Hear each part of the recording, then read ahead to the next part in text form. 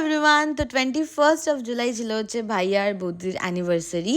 মানিদের বাড়ি গিয়ে আমি বেলুনের প্যাকেট দুজনের হাতে ধরিয়ে দিয়ে বলেছিলাম, এই নে তোদের অ্যানিভার্সারি, তোরাই বেলুন ফোলা। তো বেলুন ফোলাতে ফোলাতে আমরা অনেক মাস্তি করেছি, আর এইখানে এই সবাই বেলুন নিয়ে ছোড়াছুড়ি করছিল, লিটারালি বেলুন দিয়ে মারছিল। তারপরে বেলুনটাকে ফুলিয়ে নিয়ে আমরা একটা আর্কের মধ্যে ভালো করে বেলুনটাকে বেঁধে নিয়েছিলাম, যে আর্কটা অ্যাকচুয়ালি টেপ টাইপ ছিল, যেটা এইটার সাথেই এসেছিল। And this was the final look. পুরো সাজানোর পর জিনিসটাকে দেখতে এত এত সুন্দর লাগছিল যে কি বলবো। আর এই হচ্ছে আমাদের কেক। এই কেকটা আমরা একটা হোম বেকারি থেকে নিয়েছিলাম, আর টেস্টটা কেকের জাস্ট দারুণ ছিল।